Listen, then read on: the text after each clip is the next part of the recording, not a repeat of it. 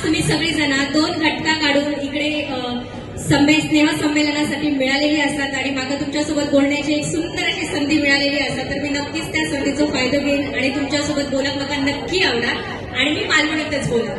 चला तुम्हा सगळ्यांना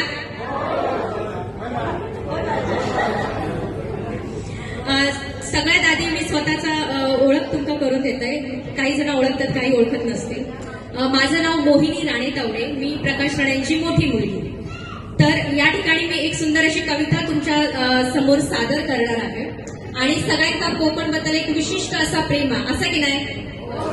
तर कोकण बद्दल एक कविता ऐकू सगळ्यांना आवडत? होय, माका मोठं ऐकू येऊ नाही पण ठीक आहे.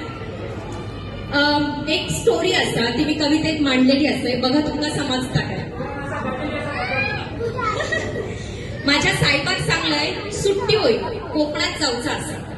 माझ्या साहेबाक सांगलंय सुट्टी होईल कोकणात जाऊचा असा.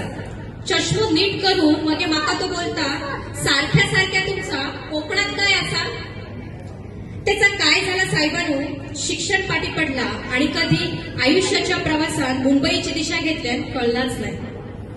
गाव दूर निघून जात होता, वाट धुसर होत होती, पण स्वप्नांनी आतुरलेल्या मनात त्याची काही चाहूल नव्हती. होय सगळा हा, तरी सुद्धा काहीतरी कमी हा.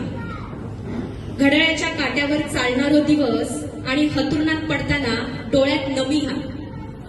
मातीयेच्या चुलीच्या तोंडाशी धबाधब लाकडा सारून थपाथप भाजलेल्या भाकरीची चव पहिल्या पिचत नाही.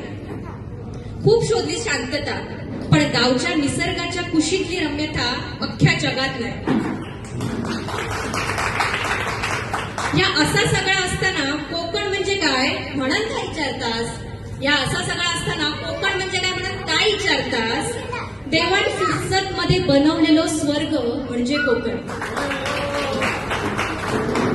समुद्र किनाऱ्यांच्या चहूबाजूंनी गुंडाळलेला वलय म्हणजे माझं कोकण. उकड्या तांदळाच्या पेजेसोबत फणसाच्या भाजीची चव काय ह्या सांगणारं माझं कोकण. तुम्ही काय आमच्या समोर श्रीमंती मिरवतलास. एवढ्या बऱ्या फकांची भाजी आणि आंबे चलताना खाऊ करणारं आमचं कोकण, बरोबर ना. हे ड्यूड हॅलो बडी पेक्षा काय रे मेल्या कुई आपू झालं. अशा काटेरी शब्दांनी पण रसाळ भावनांनी साथ घालणाऱ्या माणसांचं माझं कोकण. वैतडे कोण माझ्या काजीत सरसरता, ते का पळवून मारतलंय म्हणून ते काही झालं तरी तुझं भाव असं तुझ्या पाठीशी, घाबरू नको अशी भावकी आणि नाती जपणारं माझं कोकण. फक्त एवढंच म्हणेन, आपली कोकणची मट्टी जशी टुमदार राजवटी. आपली कोकणची मट्टी जशी टुमदार राजवटी. आपण रवतो होई गर्दीत, पण ती मात्र एकटी. सणासुदीचा घर भरतात, पोरग्या टोरग्यांच्या किलबिलाटात वास्तू कशी समाधानात हसतात. आपण निरोप घेताना ऐकतच नाही, ती मात्र काहीतरी बोलत असतात. चाकरमान्यानो आता पुन्हा कधी येतलास.